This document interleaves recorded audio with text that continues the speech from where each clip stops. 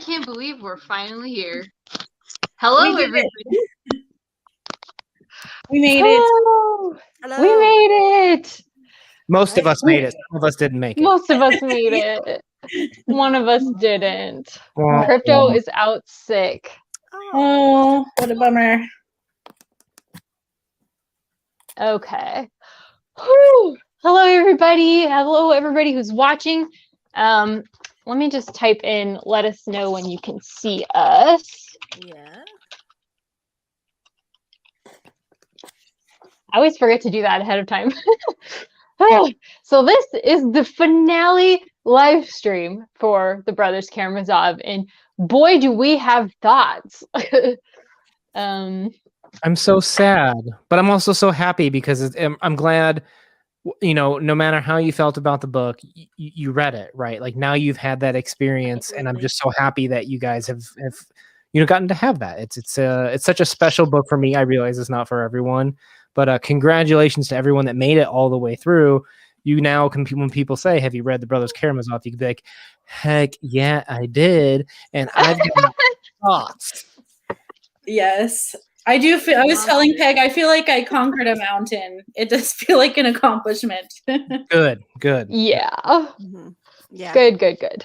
And it's one of those books too that I think sometimes can take a while to parse out. What does this mean? You know what I mean? Like, I think some of you guys kind of just finished it either this week, today, yesterday, you know, somewhere around there. Last night. But don't be surprised if it takes you time and you continue to hear different thoughts or angles on this, and you're like, huh, and you might think differently of Brothers K over time too. So regardless of even how you feel now, it'll be something that I hope has impacted you in the future too. Yes, I think it is that kind of a book. It will be impacting us for time to come. Mm-hmm. Yes, crypto is out sick. It's very sad. But thankfully, in fact, in our announcements, I have some good news. So I'll just go ahead and get to some announcements. But first, just so that you guys have something to talk about while we are doing the announcements, I want to know, who do you think murdered Fyodor Karamazov? Because I learned today, just like recently, that not everybody thought it was cut and dry. So I want to know, who do you think murdered Fyodor Karamazov? And when I ask you, my panel, to introduce yourselves briefly, I'll ask you guys to tell me that as well. Are you pointing at Victoria? Is that me? But Yeah. First, let me just quickly do a few announcements, and then we can do that. So, so first of all, make sure that you do join the Literary Discourse Discord that we have linked down below, because there has been lots of great discussion in there leading up to this live stream, and we will still have a channel for the Brothers Karamazov there. It will be collapsed into one. However, you can still chat about it there if you are watching these live streams later. This is the 5th and finale live stream of the Brothers Karamazov, so we're going to be discussing the whole book, but particularly the last quarter of the book today. However, we are doing another read-along in the Literary Discourse Discord, and that actually started today, and it's one of Una's favorite books. Woo! So that's for Slaughterhouse 5 by Kurt Vonnegut. So there's already lots of discussion going on in there. Make sure to check that out. And our live show for that will be here on my channel on April 29th at 4 p.m. PST, 7 p.m. EST. So same time as now. And Leslie, who you always see in the comments here, she's wonderful, she will be joining us for that. So make sure that you subscribe and get a copy of that. And on to our introductions and our thoughts on whodunit. Victoria, go first. Well, I think it was supposed to be Smerdyakov. I think that was what was implied. But I'm curious what people are seeing that leads them to believe it's open for interpretation, because I thought it was supposed to be him. But what is it that you guys are seeing, I'm wondering, that leads you to think something else? Just curious. I'll explain what I saw in the Discord in a little while, but I wanted to hear your guys' thoughts first, in case I was making assumptions. Go ahead, Peg. Okay. Well, I still think it was Ivan. Ah, I In the see. sequel that Dostoevsky was never able to write, I think it would have. I think it would have come out. What leads me to okay? First of all, I don't think it was Smerdyakov, or if it was, it wasn't.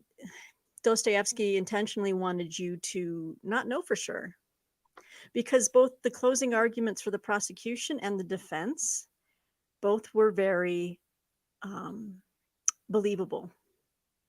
Mhm. So it's like he could, yes, he could have, and yes or no, he did not. And I could equally believe both. And so they never come out and say that he did it. And his suicide note, he never said that he did it. And I get the reasons why he wouldn't have said anything like that. But I feel like Ivan was so he was having these waking dreams. I mean, the guy was in another mental state half the time. He could have done it and forgot it or dreamt it, or you know what I mean? I just felt like it was so right there. Like there was every reason to think that he could have done something, and his, the brain fever or whatever it was that they said his issue was. I don't know. Like I said, I feel like the book was incomplete, and then I read a little bit in the introduction, and many people think that Dostoevsky was planning a sequel, but he unfortunately died. So I think the book was incomplete as far as I think he wanted to continue the story. It's like we ended on The Empire Strikes Back and never got Return of the Jedi. It's like, what the heck, Dostoevsky? Like, no, I don't feel that incomplete, honestly. I make that joke in jest. Was I supposed to introduce myself? Hi, I'm Una. Yes. Yeah, anyways, back to the book, right? Oh, come on. Okay, wait. Una runs the Codex Cantina along with Crypto, his buddy who was out sick. And they did a wonderful video wrapping up like books. Was it 8 through the end or 9 or 10? Something like that. Anyway, it was wonderful. Please go check it out. And I have stuff from all these people linked down below. So go subscribe. Check out what I have linked down below. Okay, now you can go. The sad part is Crypto carried me through that video, and now he's not here to carry me, so this is embarrassing. I'm kind of in. I guess I never considered not Smerdyakov. Like, to me, that was the answer. Like, I never considered anything else. So this is new territory for me. And I guess when I think of Ivan, I get in my head, okay, so he's a little crazy, right? So we're trying to make the argument that he's not the narrator, but we're making the unreliable character argument, right? Wasn't he reliably, though, out of town? Like, I guess this is kind of an unfair question for a live stream. Like, we need to go pull the text to see that exactly. But well, that's what I thought. I thought he was gone. He left. I thought it was a reliable source that he was out of town. Because Fyodor saw him off when he was leaving. He was out there waving goodbye. Right. So we're making the argument that he did a sneaky double back. He plays enough video games. He knows to double back after you think. Yeah, that's exactly. I mean, there is stuff that happens off screen that's important. I don't know if that would be one of them. I feel like that would be extremely unfair. So we heard Ivan, we've heard Smerdyakov. Did people think Dmitri was potentially a culprit as well? Because that night, I noticed when you read that original book, it's very kind of open still, even just kind of like how he just disappears with hitting Grigory. It's not, I feel like, super clear in a sense.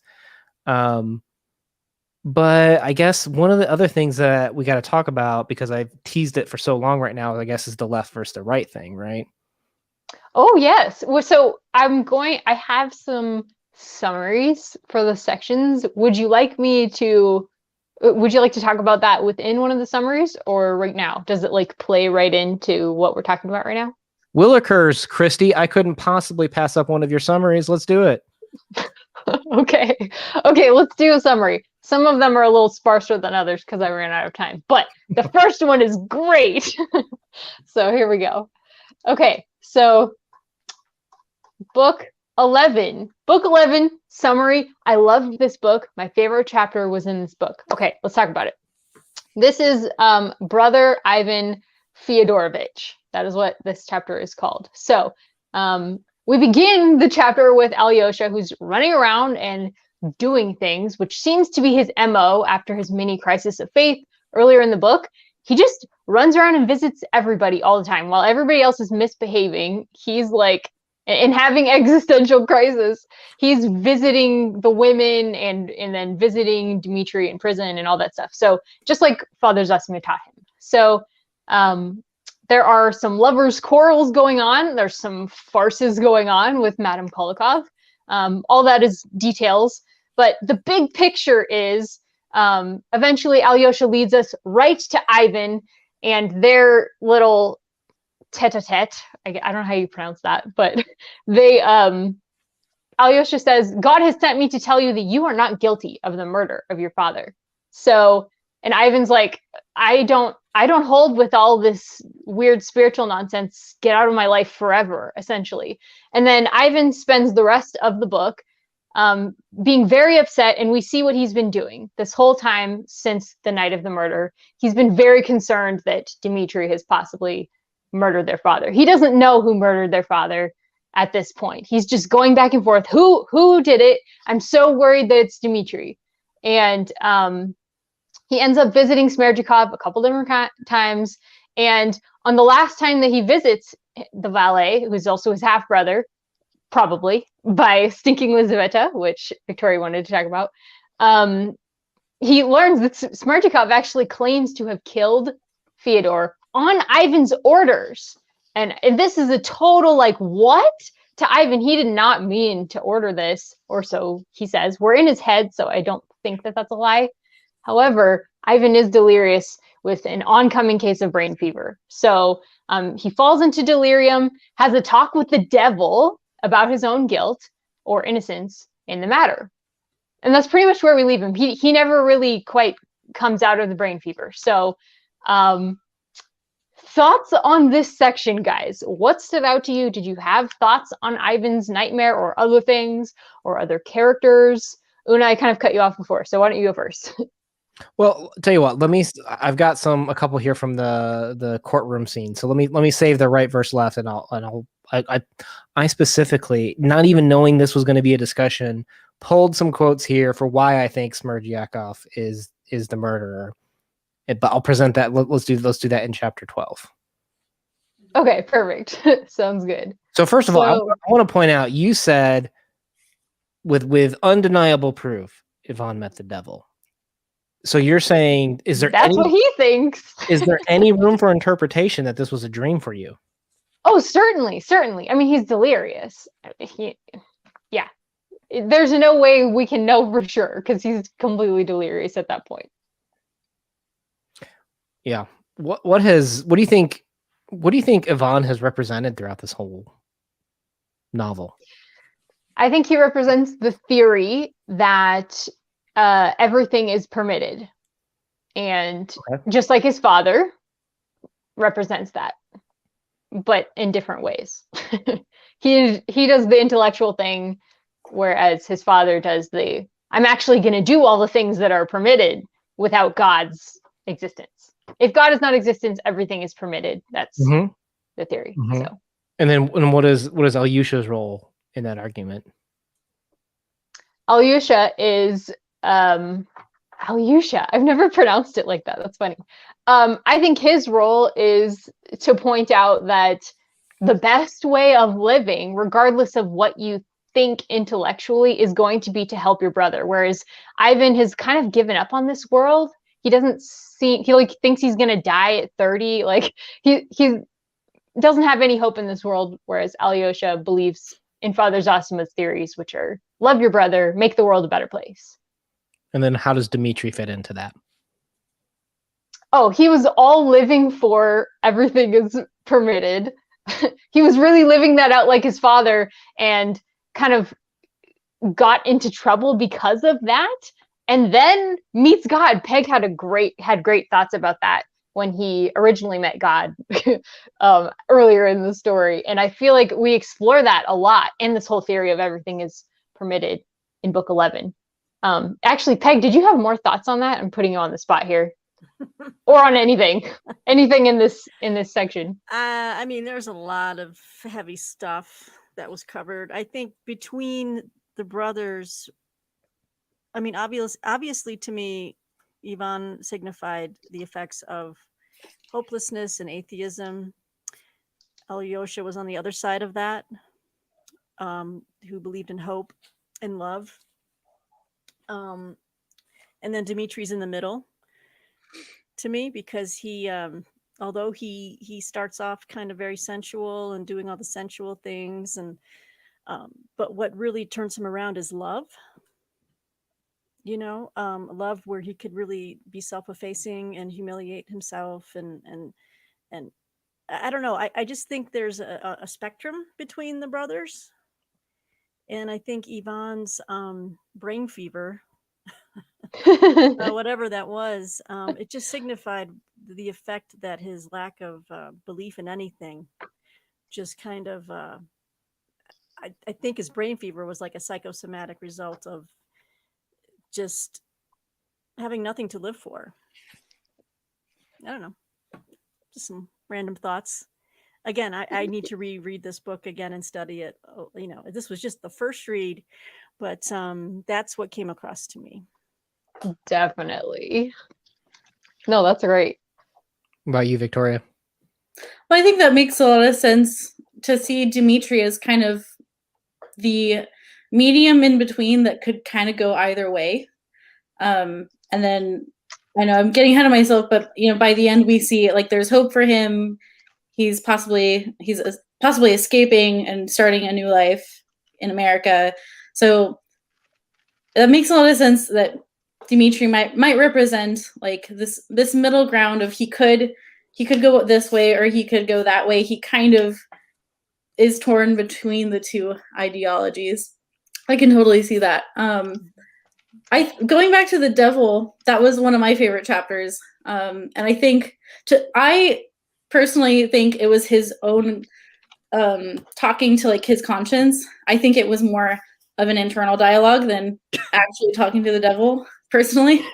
And the reason is because the devil in the scenes kind of throws his own ideas at him, and then Ivan is like kind of forced to like meet his own ideals, and he's a little bit like he's breaking down meeting his own ideals.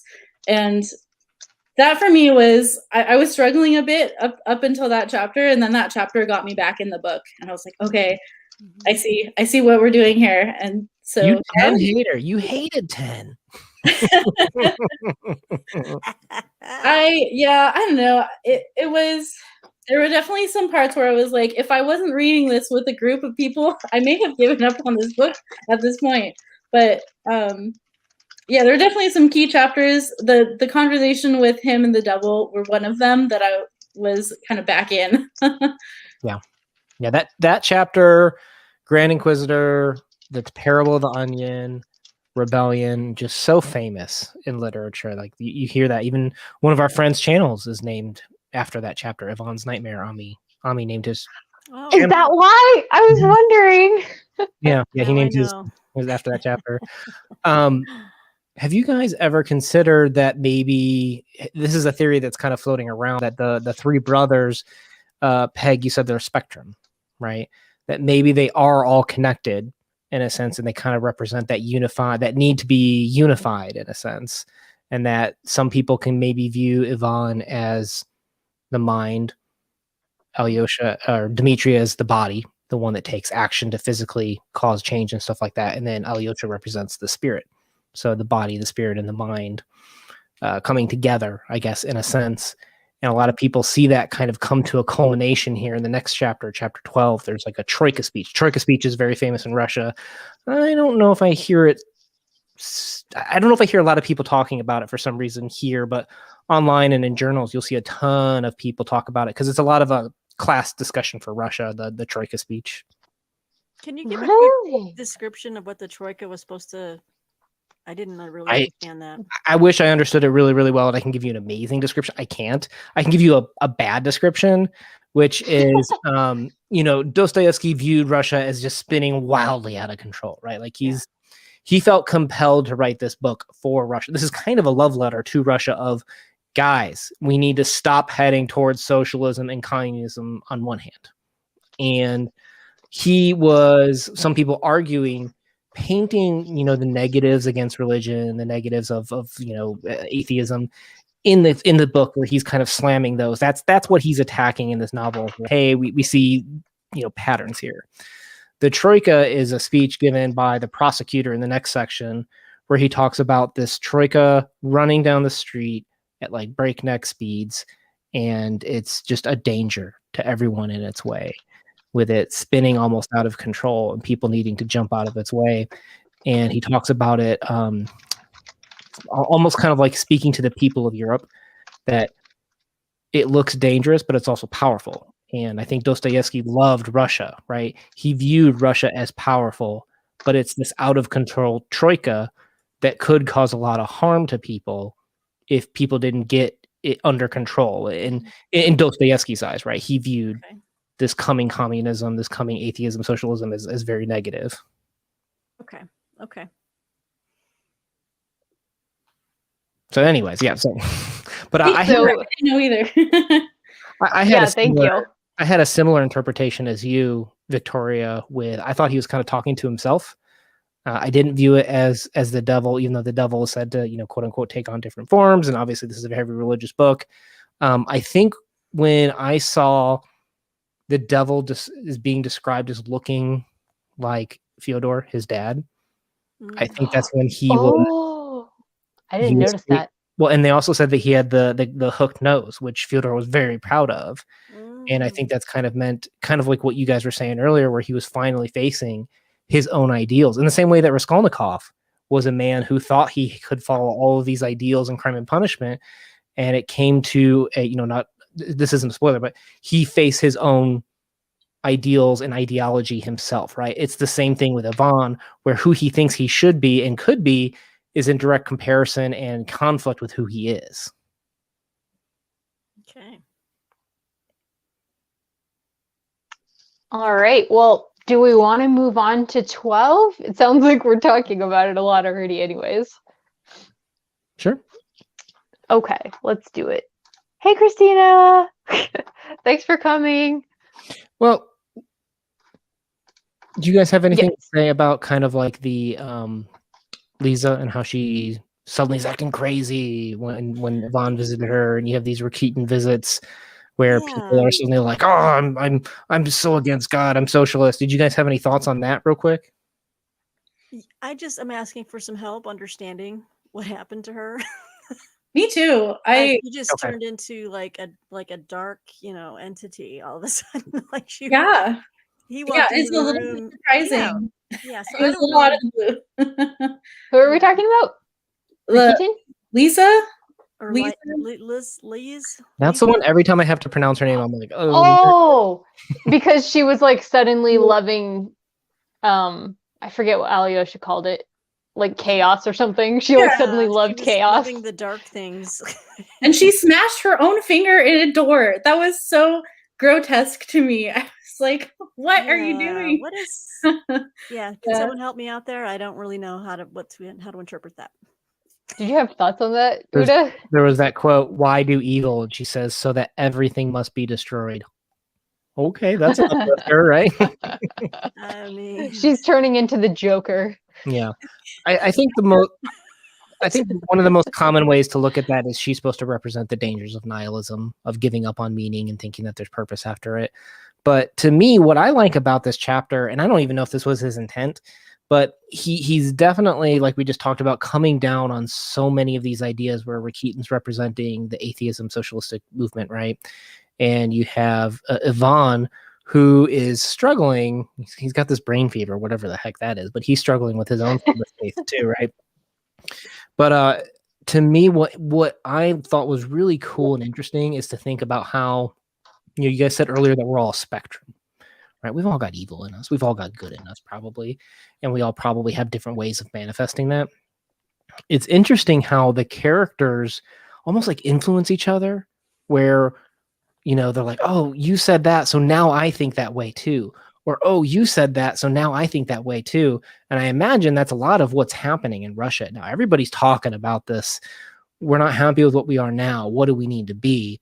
And whether it's his point or not, it's interesting the way that we influence each other. Our thoughts can have an impact, and we don't live in this bubble. Kind of in the same way with Crime and Punishment, he made that same comment that our actions aren't in a bubble and only impact us. We have to think about the bigger society. And I think we're seeing people be corrupted as the people with the dangerous Dostoevsky thoughts come in and are leaving their house. Right? Keaton just left here.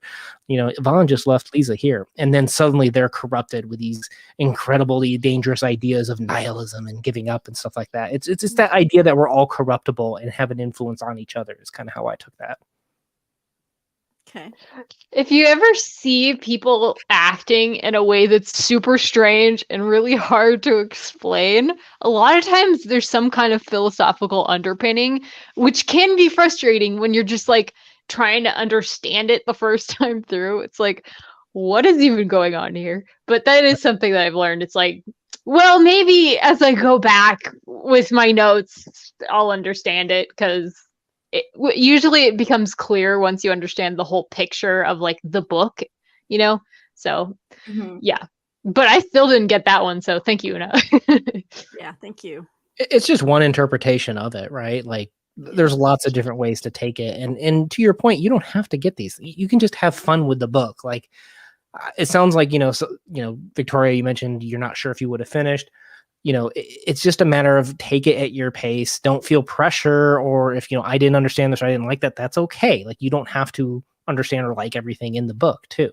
This is meant to be fun. So hopefully, this was crazy fun for me. I love this book. Oh, this has been so much fun for me too, to be honest. Okay. The talking to you guys about it was fun. Sometimes the actual reading of the book was not fun for me personally.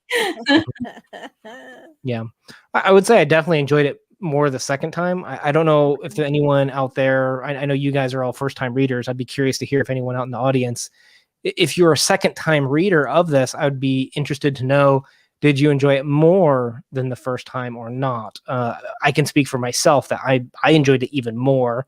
I already love the book, so it was really cool to kind of go back through it and see some nuances and stuff like that. But I noticed in the comments here, there's a couple people that have talked about he was supposed to write more of this, right? This wasn't supposed to be the end, and he unfortunately passed away. So that's something to keep in mind too, of what was he specifically considering going on to do in the next chapter. And I think we'll come back to that in the epilogue. Okay. Yeah, so I don't know if we have the other talking point coming up, but are we at the point where I just want to say I really was digging the prosecution and defense cases. And I have to admit, at one point when I was reading, what is his name? Ippolit Kirillovich, the prosecutor. What was this, Kirillovich? I was reading it and I was like, oh, okay, maybe Dmitri did do it. Just for a moment. They're so convincing. They're so convincing. But then was it Fetyukovich? Yeah, Fetyukovich, the famous lawyer from Moscow or whatever, or St. Petersburg or whatever. Forget where he's from. So then he takes the opposite tack. And so I was being pulled in both directions. And while I thought Kirillovich's speech was far more affecting from just a standpoint of logic, he's kind of playing the Occam's razor card, like the most simple explanation is usually the correct one. But then Fetyukovich comes up and says, he's very bold. I just loved it. He's like, how do we know there even was a robbery? How do we even know there was money? Who saw it? He's like, so basically he's playing on you can't convict if there's even a shred of doubt. It has to be clear, convincing evidence. So I thought he started to lose his thread at the end of this thing where he's like, well, suppose he did do it, and I'm like, poor Dimitri's like, no, don't suppose. It's not even necessary. Yeah. Yeah. So then he's saying like, yeah, well, what if he did kill him? He wasn't guilty. I mean, he really was going off into some very philosophical areas, claiming that fathers in Russia, some of them don't even act like fathers. I mean, he was really losing the thread there. But but the people seem to really resonate with his message. So I'm wondering, but obviously they still convicted him. So I feel like I'm anyway. really susceptible to suggestion because like every chapter I'm like, yeah, that's probably what it is. And then like the other snipers, I'm like, oh, he's got him now. There's no way he's coming back from that. And it just kept flipping back and forth. And I don't like courtroom dramas. I don't like courtroom procedurals, but I like this, which is what's weird. I enjoy everything about this book, and I normally don't like courtroom stuff. I remember the first time I read this, I'm like, oh gosh, courtroom stuff. I don't want that.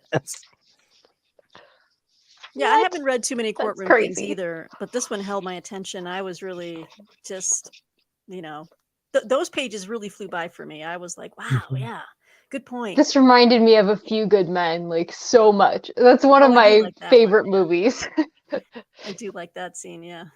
I must be on a totally different plane of existence because I didn't like the courtroom drama at all, and I wanted to skip a lot of it. I was just like, this is summary of what I already know. Like, yeah, I think towards the end, repetitive after a while. Like some of it feels repetitive. Of like, okay, the reader knows this already, and then they're presenting it to a group. I don't know. Yeah, it seemed to me like what he was going for is like trying to take that like objective versus subjective experience conversation of these people are all dealing with the same facts, but look how easily our imperfect knowledge and experience can twist things around and potentially condemn someone that is physically innocent, right? Like this whole courtroom is kind of like asking who's guilty, who's part of guilt. Like we're all potentially part of that. Did we create the monster conversation? But the fact that we all have the same information, but we end up at different spots depending on how you phrase or articulate things. It was crazy to me how this was woven together. I can see that. Yeah, I think it ended up being about more than just this. Like you were talking about with the Troika, it ended up being kind of a trial of more than just Dimitri's innocence or guilt. But that, that's really what that's what the story is about, like the plot line, but it is about more than that. I think for Dostoevsky as well. So there was a lot on trial here. Well, yeah, I mean, even towards the end of the prosecution and defense cases, they say both of them are trying to defend trying to defend Russia. I think Fetyukovich was saying, yeah, they had different our ideas way of doing things. This is our way of knowing, finding the truth and finding guilt. So it was very interesting. Yes. I did have notes in here, but I didn't get to go through them all. Darn it! I'm gonna have to make another video. I'm gonna do a quick quiz for you guys. You ready for this game? A quiz? Yeah, oh no! Quiz. Okay, you're gonna have to tell me whether the missing word is left or right. We're gonna start with a really easy one. You ready? Alyosha raises blank hand and swears to God that Dmitri is innocent. Right. Always right. See, it's an easy one, guys. You got that one. Ding, ding, ding, ding. All right, let's go to our boy Smerdyakov. All right, so if he's really innocent, let's talk about this now. At the trial, here's a quote. But in the blank eye, which was screwed up and seemed to be insinuating something, Smerdyakov showed himself unchanged. Left eye, which seemed to be insinuating something. All right.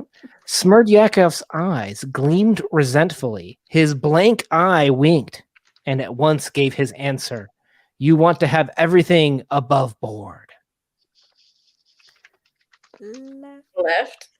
Left eye on Smerdyakov again. Strange. Having everything above board on the left. From which leg did Smerdyakov pull the folded paper? Oh, The left. He pulled it from his left leg again, and it made Ivan recoil like a reptile. Now, when Smerdyakov saw the window in the garden open, Oh yeah.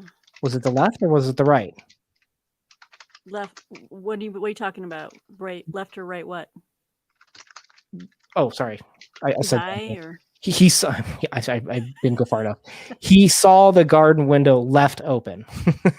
He stepped blank to listen. Did he step to the left or to the right? oh, I'm just gonna go with left. I don't know. So something that Dostoevsky does throughout this whole novel is specifically try to put corruption, guilt with the description of being on the left. And he likes to put innocence on the right, or like a righteousness, basically, right? And it's interesting here in this courtroom scene. We have the quote, "As to the question whether the prisoner should have looked to the left or to the right on entering the court, in his modest opinion, the prisoner would naturally look straight before him on entering the court, as he had in fact done, as that was where the judges on whom his fate depended were sitting." So it's interesting that Dmitri, who, he's questioning what is his part of this guilt? What is his part of this being his fault, not stopping, in the same way that Ivan's kind of asking what's his fault? Dmitri's the only one that's kind of described as being in the center and not on the left and the right, interestingly enough. Mm-hmm. Mm-hmm. That's really interesting. Mm-hmm. Mm-hmm. And I would have never caught that. Well, It's just kind of interesting because I remember the first time I read this, I was told that there's clues all along, and that light. It's not like I noticed it on my own. Someone else told me like light and reft are important. So I'm looking on this read specifically for those. And like when I'd see that, I'm like, oh, I'm writing that down. Oh, Smerdyakov, another left. I got to write this down. And I just thought it was interesting the way they kept bringing it up throughout this whole piece. And it's kind of like this little meta game that Dostoevsky likes to do in a lot of his novels. mm-hmm. That's really neat. Well, when I was reading that part about when how Dmitri walked into the courtroom, I immediately was like, "Oh, I need to pay attention," because it's like, did he look to the left or to the right? I'm like, Una's going to talk about this, Yeah. And then he looked straight ahead, and I was like, yeah, kind of goes with what I was thinking about him being in the middle between the two extremes. Oh, tying it all together. What did you guys All think right. about the jurors being of quote lower class and judging this? That's Yes. Okay. a lot of There people was talk about. Yeah. there was somebody in the chat talking about this. Oh, Let's see. There was like, I think this is what you're talking about. I didn't see the comment, but So this one is what I was thinking. So I was thinking about this because in the end, the Russian peasants, I didn't do my summary, but in the end, the Russian peasants do stand up and convict Dmitri. And Starscream Live was talking about how he thinks that that's a statement on socialism because the peasants made the wrong, and the lower tiered clerks made the wrong decision because they're going for socialism and communism. And I actually viewed it differently.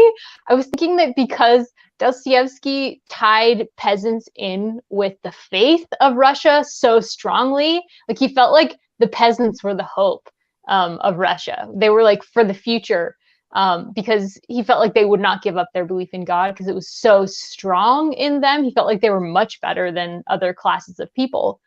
So I was thinking when they stood up and judged that it was making some kind of moral statement in the trial and maybe about Dmitri's behavior as a whole. But at the same time, Alyosha comes in later and says, this is not your trial is it in the epilogue where he goes to Dmitri? Yeah, I think so. And he tells Dmitri, this is not your trial to undergo. You're too sensitive for this, basically. You sweet boy. So we're going to send you off and let you escape to America. But I thought that the peasants standing up and convicting him, it had something to do with faith in Russia. I didn't think that it was necessarily condemning them because of socialism and communism, even though he does talk a lot about communism, because he talks about the Bernards, the new man who follow science instead of God. But I don't think that's ever really in conjunction with the peasants. So I don't know if anybody else can add any light on that and the connections there. But I know there was a whole conversation going on about that. That's why he kept saying Bernard's in his trial. I've seen writing on it, and I don't know if I totally agree, but from what a lot of people seem to imply is, well, first of all, if Tolstoy had written this, like the peasants would be the right ones, they'd be the just ones, et cetera, right? It seems to me that like what you said was you said like he believed in the peasants, I think you said, and I think that's true, but I think he also was concerned that they would, they're just now rising in power compared to serfdom where they had no power, very minimal power. And now as things are starting to shift, I think it's kind of like that warning of as you come into power, be careful how you use it. And it kind of brings in like that Blackstone's ratio commentary of it's better to let 10 guilty people go free than to punish one innocent.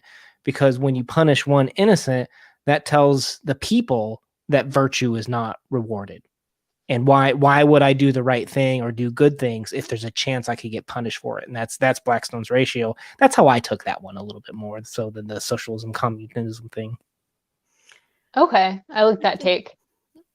Well, I'll tell you my take on that. I figured as soon as I found out that who was on the jury, and that I think 6 of them were peasants and like 4 were officials or something like that. I forget the breakdown, but as soon as I heard that, I'm like, oh yeah, they're going to convict him, because I felt like, and maybe this touches on the proto-communism thing going on, that it was a class issue. Like they resented him because he was of like a noble lineage. He was a noble, and he had money to throw around, or at least he did, and he would squander it. Whereas these people are just struggling to stay alive and feed themselves. So I thought it was more of like, this is our chance to get, payback time.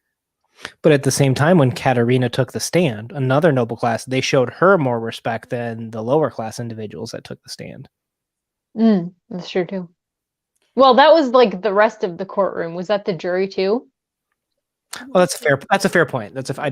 I'd have to go to the book to know for sure. Good challenge. It's like the jury didn't seem to say anything until the end when they were like, guilty, and that's it. Like, yeah, they were pretty quiet. Can I mention too, what did you guys think of the breakdown in the courtroom, not the jury, but the audience, as it were, that the men mostly wanted Dmitri to be convicted and the women mostly did not want him to be? Like, do you have any thoughts on that? I just thought it was because Dimitri's a ladies' man. Victoria, sorry, we haven't been letting you talk. Victoria here always that's a good subject for her. Yeah, it is. She's like, why?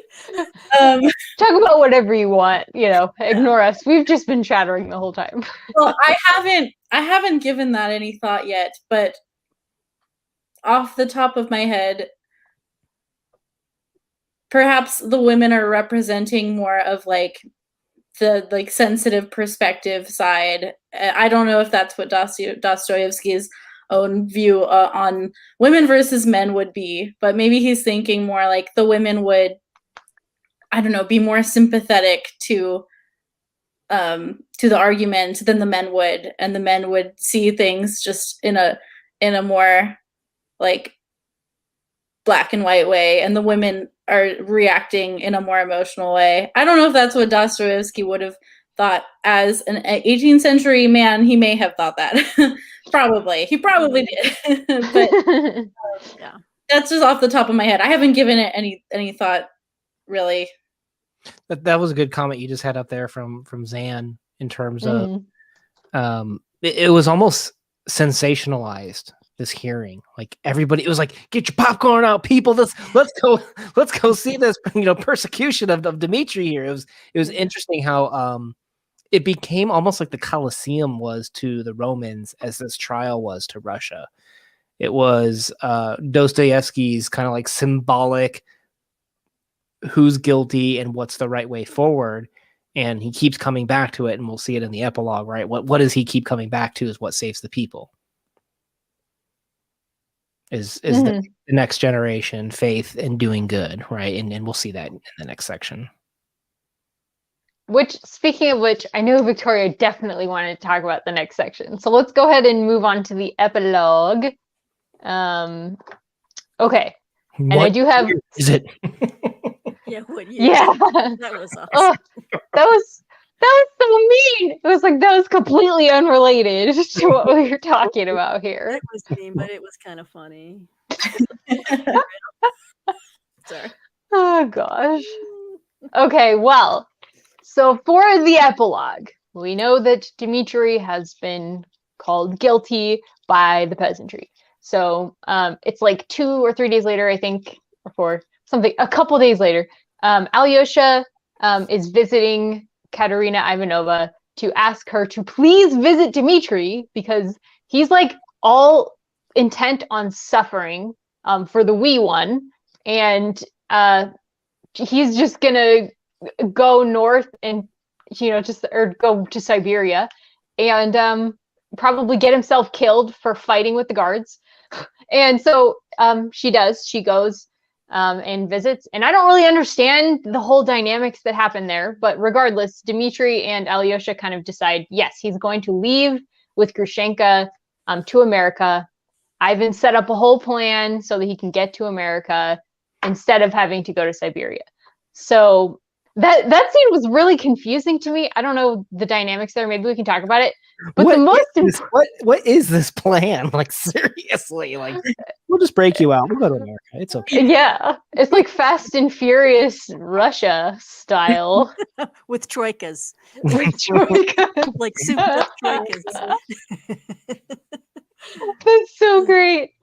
Oh my gosh. And then the next scene, With though, I Ivan- really Ivan loved. Diesel. I had to say that. I had to know that. Well, we know who we're casting as Yvonne now. It's Yvonne Diesel. Yes, that's so great. Oh God. Oh my gosh. Okay. Okay, Sorry. so- Continue. I'm sorry. For the next chapter after that, which I understood a bit more, Alyosha goes to Ilyusha's funeral, and all the boys are there, and everybody's very upset because obviously Alyosha is a child. He's died. And there's grief going on. But in the end, Alyosha, this is kind of like, I feel like the entire book is is Dostoevsky's argument for faith against the Grand Inquisitor, but particularly this chapter and a quote that I might have time to share later is kind of like his statement about that with regards to faith. So Alyosha is telling them, let's remember this moment for the rest of our lives, that we were very good and noble here, the way we were with Ilyusha as he was dying and encouraging him. And, you can't look back on this memory, even if you become a really terrible person, very wicked, you can't look back on this moment and laugh. It's a solemn thing. And he's like, if we can all remember these moments from our youth and into the future, then that will make us better people in the future. And Ilyusha is the one who united us in this. And he was a good boy, a kind boy, dear to us. Let us never forget him, and may his memory be eternal and good in our hearts. So I feel like that's kind of like Ilyusha did so much good on this earth. If he can influence this group of very young, intelligent boys, the new youth of America. And in the end, actually, the boy Kolya actually decides that, yeah, maybe faith is for me. And it's all because of Ilyusha. So much good came out of that. I know that that's a lot of modern criticism would just call that, sentimental nonsense, but I felt it was very affecting and wonderful. So I loved that scene. Okay, Victoria, share your thoughts, please. On just the epilogue in general. Yes. Okay. Yeah, I think if you tie it back in to the other time we saw the young boys and Alyosha interact, it now makes that chapter make more sense and ties it all together in that we see they are the hope, right? They are the hope for Russia. They are the hope for the next generation. And Alyosha's, I think Dostoevsky's writing like Alyosha's worldview is what I think Dostoevsky would like to see be passed on to the next generation. As Alyosha has been our hero, quote unquote, but like the narrator, he has even said that at one point, that Alyosha is the hero of the story. And I think that's what Dostoevsky is also wanting you to take away, of like, that is the worldview that he wants to see furthered. No, absolutely. It all boils down to Steven Spielberg's E.T. Be good.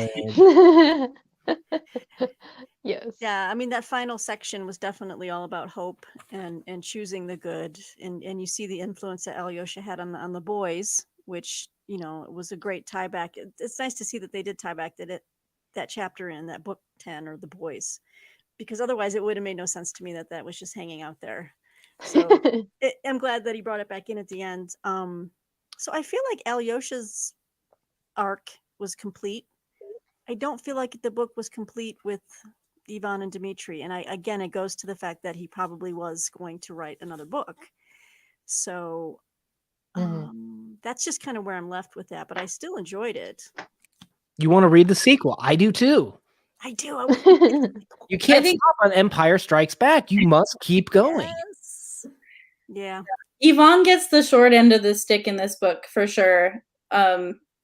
He just kind of devolves, and we know he's kind of gone off the deep end, and we don't really get any resolution with him or any peace for him. I felt bad the most for Ivan, and I ended up liking him as a character and just like wanting more from that character as well. And it's too bad we don't get it.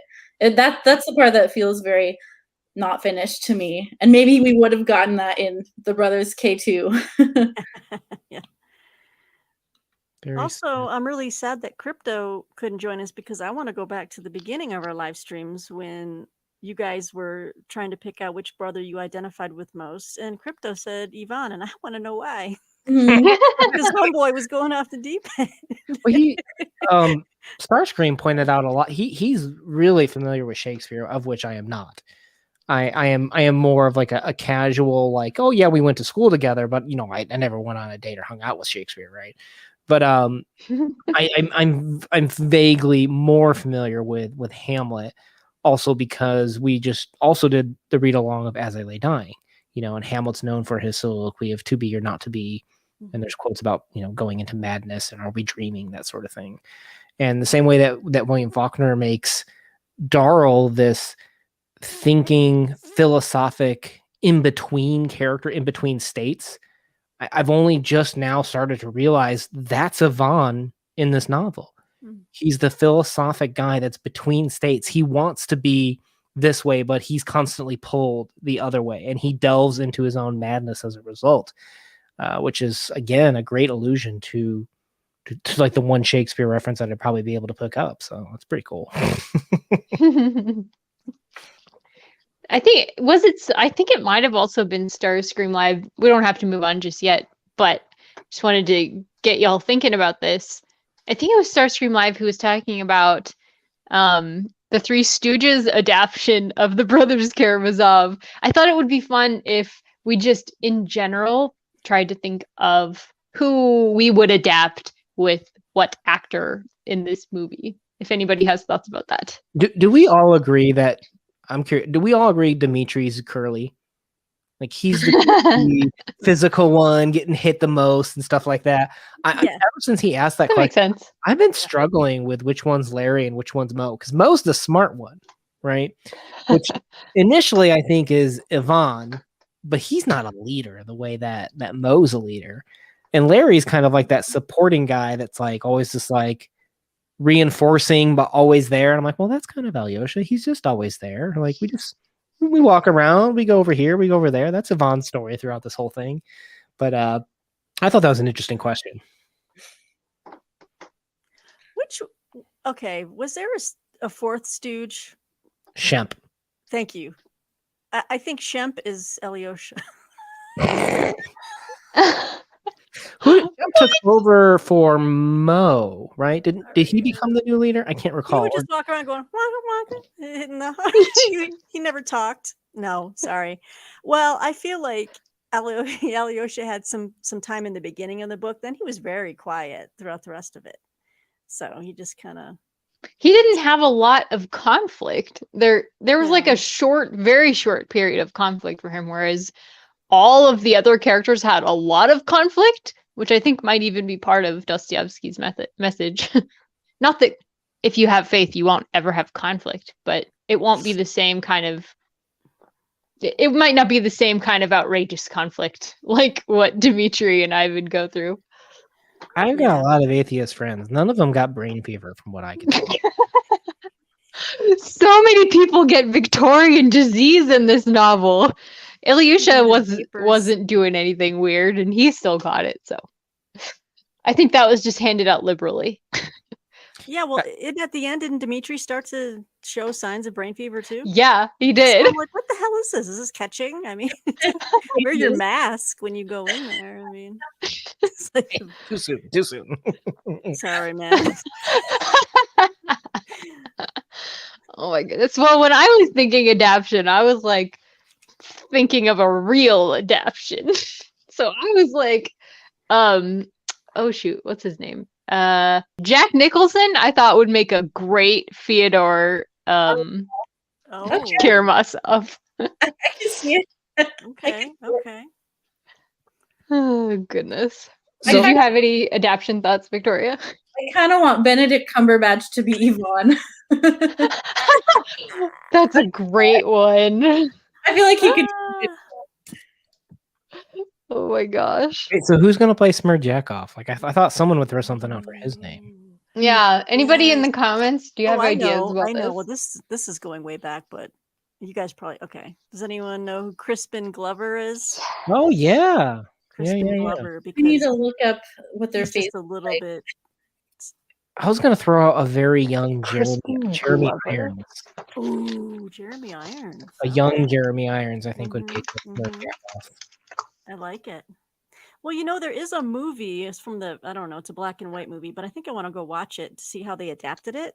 Does anyone know? I think they made it back in the 40s or the 50s. We recorded it on the DVR, and I was just like, well, I'm not going to watch it until I've read the book. Until you're done. Yeah. I don't hear many people talk about the movie, so Okay. Yeah, I don't know anything It about seems it. almost impossible to make it. Whoa. Oh, There's Crispin Glover. He looks like Smerdjakov to me. He just. yeah, it's a good Hey, that's a good one. What was the one you said? Jeremy Una? Irons? Jeremy Irons. Okay. I don't know how you spell that, but we'll do it. There you go. It'll figure it out. Does that work? All right, cool. Yeah. Ooh, there we go. Click the mustache one though. Give him the Okay. Smerdjakov totally has Where a does he have a mustache? Oh, this one? Yeah. Look at that. There we go. Yeah. Awesome. Okay. Now I'll with stop here. Dmitri, I was envisioning, like, for some reason, well, I'm a history person, so I was thinking of, and he's supposed to be bearded, so I'm thinking of like a Civil War general, but it's a beard that's shaved close, so it's not like huge and long, you know what I mean? But supposed to be bearded. That's just how I imagined him. So Wait, but Have before you guys seen this version that they're talking about? it's on I've- YouTube. It's on YouTube? Okay, cool. I want to watch it. Awesome. Yeah. William Shatner. interesting. I wouldn't have pegged him Alyosha. They must make him look very young and innocent. So Peg asked the question to the person not here, why Yvonne? Oh, But yeah. I would like to ask that same question to each of you, to whom you started out associating with. Is that who you ended up with as well? So I think top yeah. row was Team Alyosha. Are you guys still Team Alyosha? 100%. Victoria? I think I started Team Alyosha, and then I think I've become Team Yvonne just because I want the best for him. I want him to be okay, and I just don't know if he's going to be okay. Aw. And I wish we knew more. But I think as far as the interesting characters, Yvonne became the most interesting character to me, as far as his ideas, what he was struggling with, how they came back to haunt him. Like, to me, he was my favorite brother in the end, even though Alyosha, I think, is probably Dostoevsky wanted Alyosha to be your favorite brother, but Ivan I just found more interesting. Peg? Yes, I flipped. Again, everybody else has more conflict than Alyosha, so that does make them really interesting. Yeah. All right. So You obviously. I still team Fyodor. That's hilarious. that is hilarious. So I started with, if anyone recalls, I started with Dmitri. Now you say started as if you're going to change on me as well. No, I was going to say I finished with Dmitri. Ah, okay. The only one I might have switched to would have been Alyosha, but I needed more. I felt like I came to know Dmitri very well. He was very humorous at times. Just little things like when he calls out in the courtroom like a doctor. He's like, yeah, right on, Leech. He called the doctor Leech. I was just like, okay, he's a funny guy. Dimitri's very entertaining. Dimitri's entertaining, and also he is the ladies' man, so ladies' man, but he's got a big I think heart. on principle I couldn't be his friend. Oh, on principle. Well, I have no principles, so I'm kidding. No, I really like Dmitri. Ivan, I never did, because I felt like even when he was talking to Smerdyakov, I mean, he just seemed nasty, just a very mean person. I don't think there is a team Smerdyakov. Like, who would even do that? Maybe if Crypto was here, he'd probably do it just for spite. Maybe from the backstory where you kind of feel for him, but then you get to meet him and he's like, yo, where's Dmitri? He's like, what am I, my brother's keeper? And I'm like, okay, nope. Well, and he's the one teaching Ilyusha, meanwhile, to stick needles in dog food and getting the boy killed with guilt. Yeah, that's pretty horrible. Yeah. Okay, final ratings. Wait, go. Don't cut me off. I didn't get to go. I'm sorry. Go ahead. So my first read through was Ivan all the way through. Second read through was Alyosha all the way through. And this is my third read through, and I was team Dmitri all the way through. So I've gotten to take this journey rooting for each of the important brothers. Sorry, Smerdyakov. But I'm probably not ever going to do a team Smerdyakov run through of this. No. So this is interesting. Dmitri is unlikable but the most entertaining character. I think this is true because he literally hit Grigory over the head with a hammer and then just leaves him there. He doesn't call anybody and like to try and save him. So meanwhile, Grigory's just laying there bleeding out. No, listen, they made a big thing about it in the trial that he. Here's that video. I'm just kidding. Okay. Okay, so we should probably wrap it up and let everybody get going. Final ratings, which is unfair to ask of you because I don't know that I have a final rating. Because I feel like it's going to change so much on my next read through, even if I tried to rate it now. But does anybody have a final rating that they would like to share?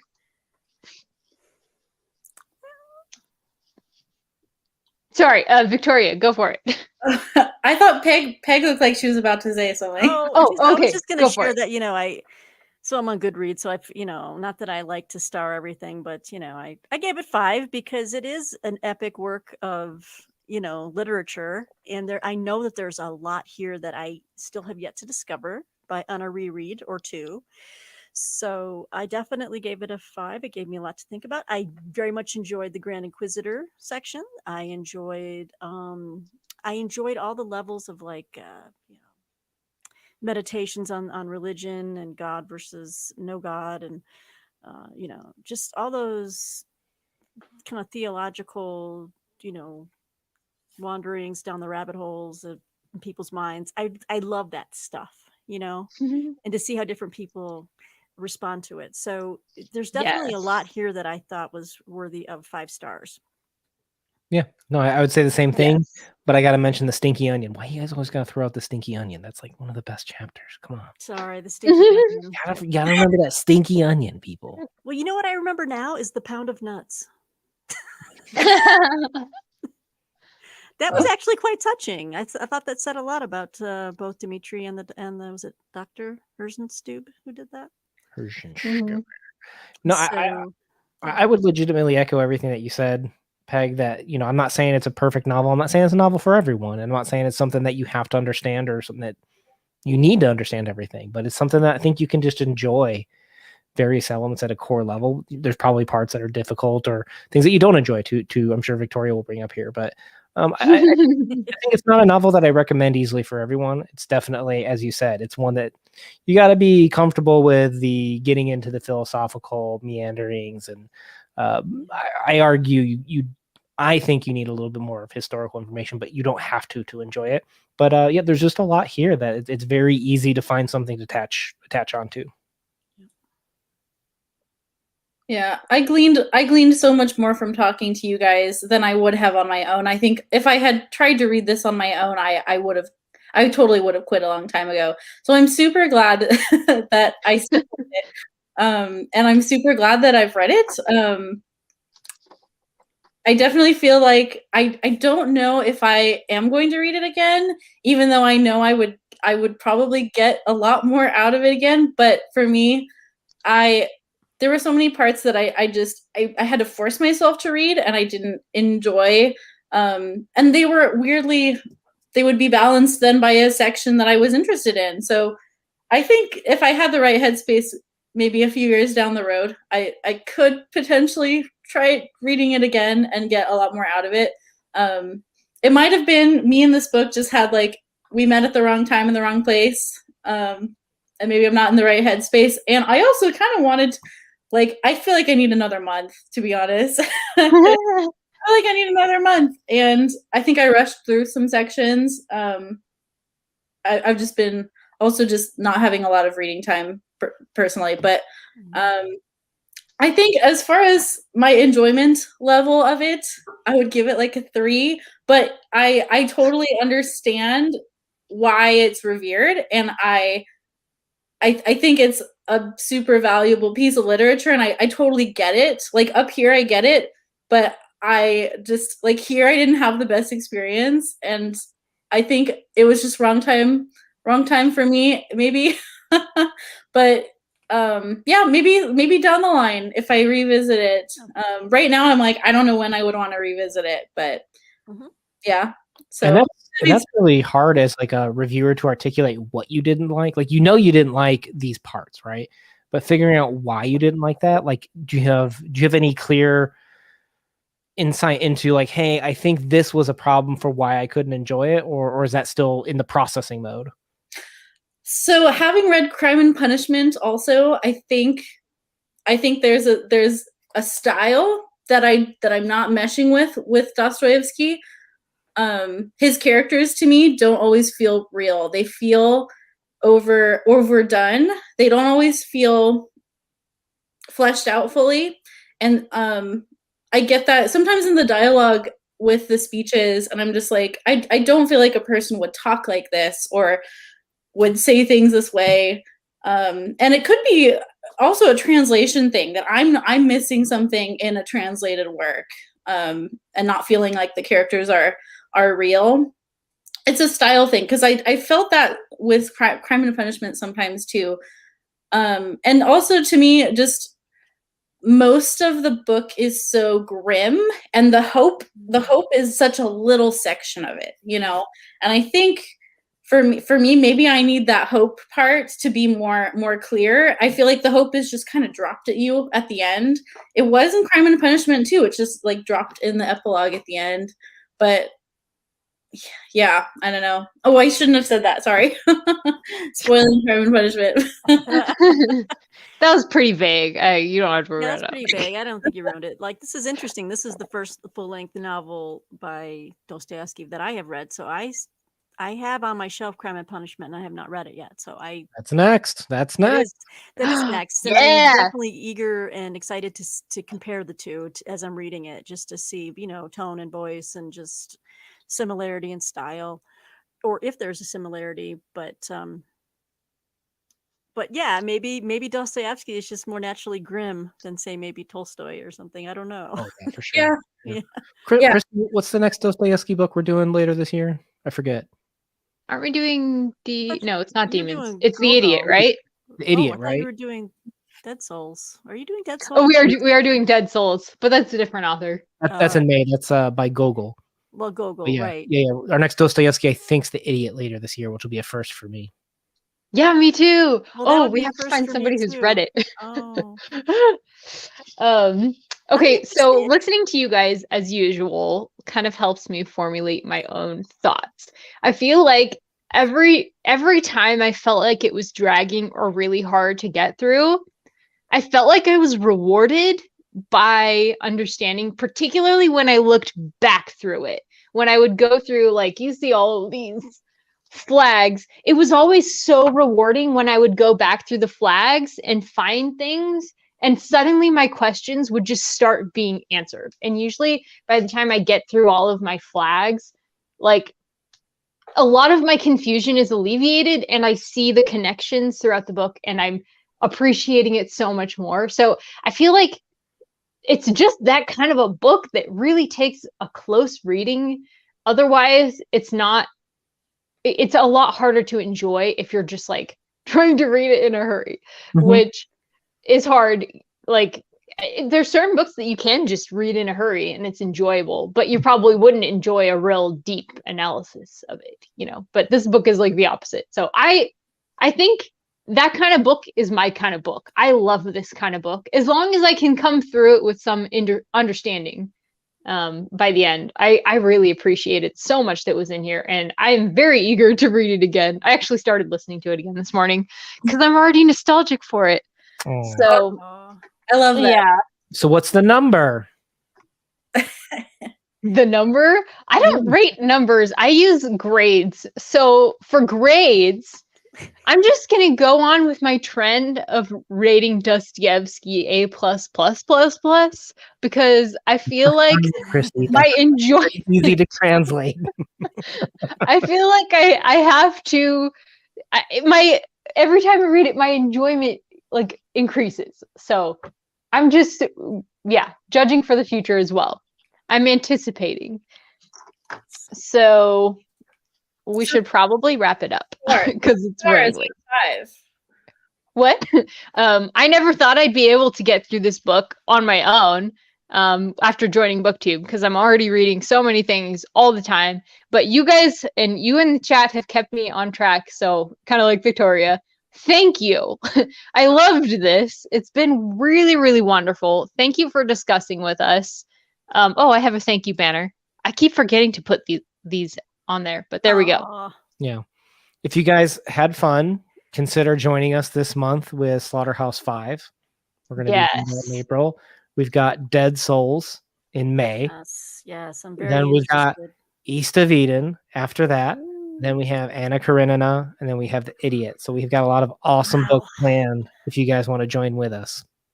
Yes. Those will all be happening in the Literary Discourse Discord. Some of them will have live shows. Some of them will just have videos. But you're welcome to read along with us. And we love to hear your thoughts. It really enriches our experience so much. So thank you guys. Thank you so much to my co-hosts. I really love all these people. Right back at you. So great. So great. Thank you so much for all your hard work in putting this together. Oh my gosh, yes, thank you, Christy. Absolutely. And You're Una and wonderful, Crypto guys. making those wonderful just videos that are like I commented on one of them that I'm going to be using those again as I reread the book at some point. So yes, thank you guys, and I look forward to doing this again with you on whichever book we all kind of join in together on. But I know I'll be joining again. So. We'll have to do this group again. There's been some comments of people like, oh, this there's only one. You're only doing one? Like, no, we'll do more. Don't worry. Yeah, we'll do more. I totally love this group. I love you guys, man. Yes, love fest. All right, guys. Everybody. Thank you so much for joining us on Brothers K. Congratulations on finishing it. One of the greatest books ever. Woo! Yes. Right It's there. an experience. Good job, everybody. We'll again. talk to you soon. Okay. Bye. Bye. Oh, I didn't end it.